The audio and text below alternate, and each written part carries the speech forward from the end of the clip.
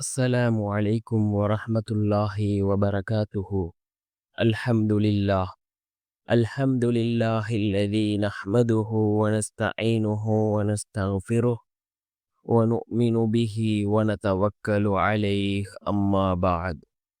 அன்பிற்குரிய அல்லாஹ்வின் நல்லடியார்களே, அன்பு சகோதரர்களே, நாம் தொடர்ச்சியாக பார்த்து வரக்கூடிய துஆக்களினுடைய திக்ருகளினுடைய தொகுப்பில் இன்று நாம் பார்க்க இருக்கின்ற விடயம் என்னவென்றால், இன்றைய தினம் அசருடைய தொழுகையை தொழுதுவிட்டு இந்த திக்ரை 313 தடவைகள் ஓதுவோம்.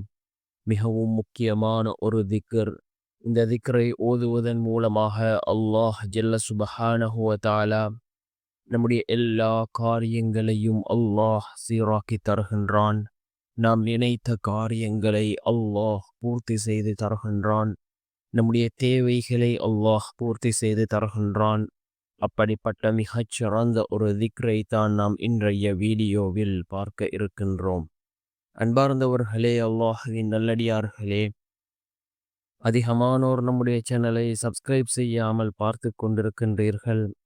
நீங்கள் சப்ஸ்கிரைப் செய்து லைக்கிடுவதன் மூலமாக நமது சேனலில் உள்ள வீடியோக்கள் இன்னும் பல சகோதரர்களுக்கு கொண்டு போய் சேர்க்கப்படும். அவர்கள் அதனை பார்த்து பயனடைந்தால் அதற்குரிய கூலியை அல்லாஹ் உங்களுக்கும் வழங்குவான்.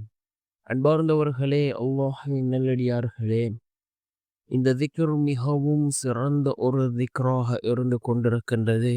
இதனை ஓதி நாம் அல்லாஹ்விடம் பிரார்த்தனை செய்தால் நிச்சயமாக அல்லாஹ் ஜல்ல சுப்ஹானஹு வ தஆலா நம்முடைய பிரார்த்தனைகளுக்கான பதிலை வழங்குவான். அந்த அளவுக்கு சிறந்த அற்புதமான ஒரு திக்ராக இந்த திக்ர் இருந்து கொண்டிருக்கின்றது. நாம் துஆக்களை ஓதக்கூடிய நேரத்தில் யகீனோடு இஹ்லாஸோடு நாம் துஆக்களை கேட்டால் அல்லாஹ் ஜல்ல சுப்ஹானஹு வ தஆலா நம்முடைய துஆக்களை அங்கீகரிக்கின்றான். நம்முடைய துஆக்கள் எந்த விதத்திலே அல்லாஹ்விடத்திலே அங்கீகரிக்கப்படுகின்றது என்று ரசூலுல்லாஹி ஸல்லல்லாஹு அலைஹி வஸல்லம் அவர்கள் கூறினார்கள். ஒரு மனிதன் துஆ கேட்டவுடனேயோ அல்லது சிறிது காலம் தாழ்த்தியோ அந்த மனிதனுடைய துஆவை அல்லாஹ் ஏற்றுக்கொள்கின்றான்.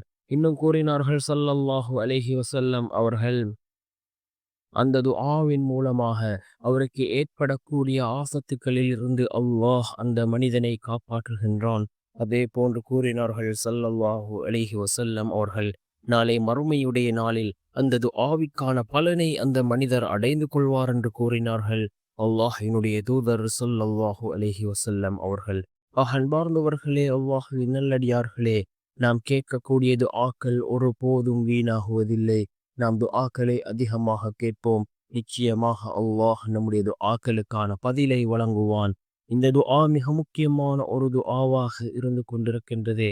என்ன துஆ என்றால், ஹஸ்புனல்லாஹு வ நிஅமல் வக்கீல், நிஅமல் மௌலா வ நிஅமன் நசீர்.